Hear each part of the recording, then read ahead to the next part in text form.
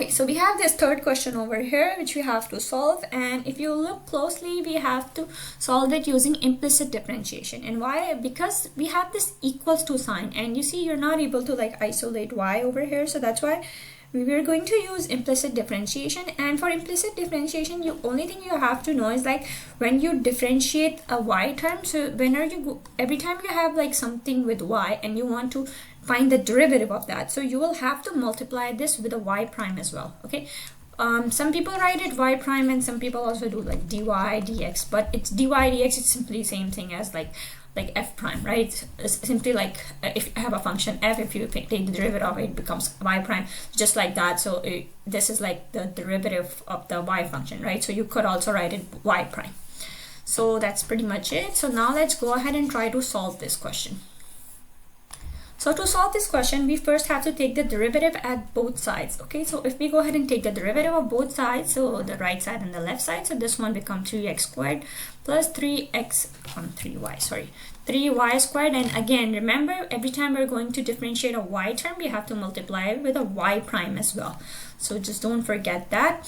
And here, this is not simple, this is a product rule if you look at it closely, because you have two different functions multiplying each other. Okay, so the product rule is simply f prime times g plus g prime times f, right? And the first term is f over here, so let's say this is f, and the second one is g over here. Okay, so what is the derivative of f? So the derivative of f is simply gonna be 6, right? And what about the g term? G term is just gonna follow over there.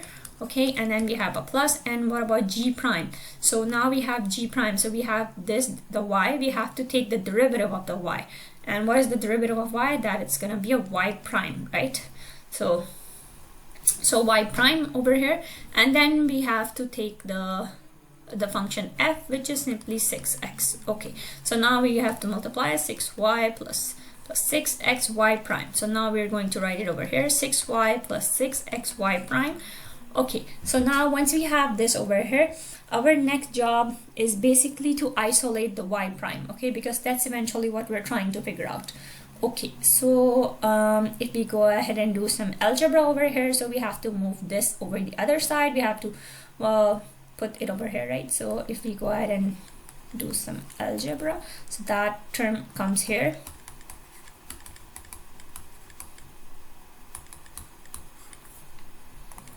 Okay, so that was a prime. Okay, now we can go ahead and factor this y prime that you see. Okay, so if we go ahead and factor this y prime from here, so we are left with this, and here we already had this over here. Now what we have to do is we simply have to isolate this y prime. So for that, we'll have to divide both sides using this one, right? This and this. So then this thing is gonna go over there. So that means it is gonna be left here. We are only left with y prime, and here we have this and 3y negative 6x. Well, I just realized I forgot this squared over here. Okay, so if this would be a squared, so then this has to be a squared as well. And if you want, you can leave it your answer like this, but if you want, you can factor out the 3 over here. So if we go ahead and factor the 3, so here we're gonna be left with 2y. Okay, and the bottom we have y squared minus 2x. Okay, and if we go ahead and factor this 3, so our final answer would simply be this. So this is it for this question. Let's move on.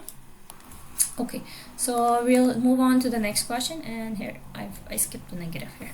So let's try to solve this question over here, and this time we have to find y prime prime. Okay, last time we had to find only y prime, but this time we have y prime prime, which means we have to take the double derivative this time. Okay, using implicit differentiation again. Okay, so first step is to take derivative of both sides. So if we go ahead and take the derivative of both sides, so we get this, and again we have a y term, so we have to multiply with a y prime as well. Just don't forget this. For every the implicit differentiation problem, you need to have a y prime, because like otherwise how you will solve for y, right? Like y prime. So you need to have this, and the derivative of constant is simply a 0. Okay, so now we need to isolate this y prime, so this term is gonna go over there. So okay, so we have negative 4x to the power of 4, and then here we have 4y cubed y prime. Now we have to isolate this, so that means this term is gonna go over there, right? Or like we have to divide the whole term by this, so then this it becomes alone, and this is gonna go over there. Okay, no y prime. Okay, so then 4 and 4 cancels out, so your y term becomes x to the power of 3 over y to the power of 3, and it's a negative here. And now this is only y prime, but we need to find y prime prime. We have to find the second derivative. This is only the first derivative. So what are we going to do? We're going to take the derivative of this term again. And now, since you see this is a division, so and division of two functions, so like x cube and y cube. So since it's a division of two functions, so that means we have to use the quotient rule this time. First we had to use product rule, now we have to use the quotient rule, and the quotient rule is pretty much simple. So it's f prime times g negative f prime times g, and then we have negative g prime times f, negative g prime times f over g squared. So this is our equation for the quotient rule.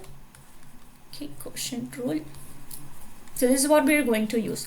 So now we have to make sure we know our f. So this is our f and our g is this one. Okay, so now our f is equals to negative x cube and our g is equals to y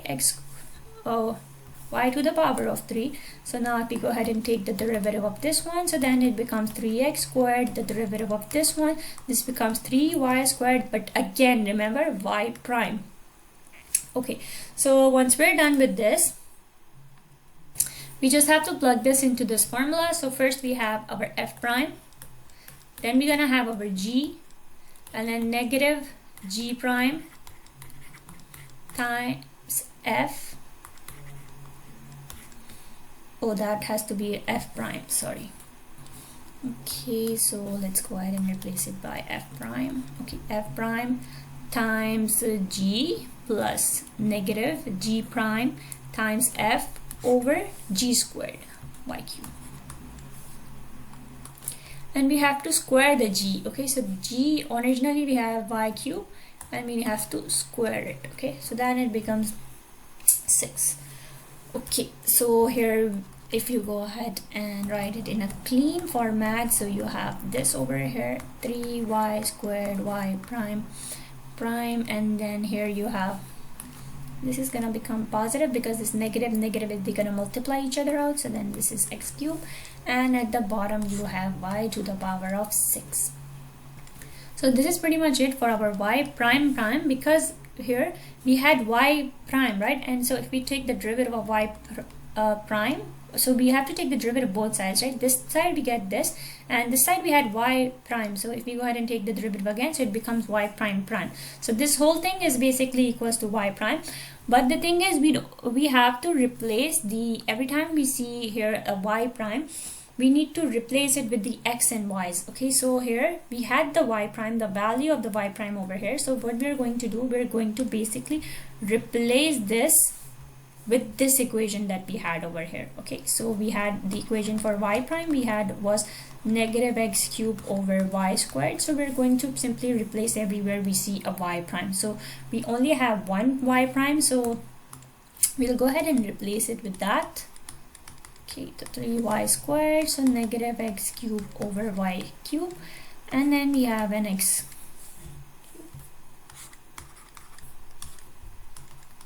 Right, so if we go ahead and do some algebra over here, some algebraic manipulation over here, so we should get 3x squared, and then we should get y to the power of 4 plus x to the power of 4 over y to the power of 7. Okay, so just with some algebra we get this over here, and if you look closely over here, this term that we have over here, so I'm going to change colors.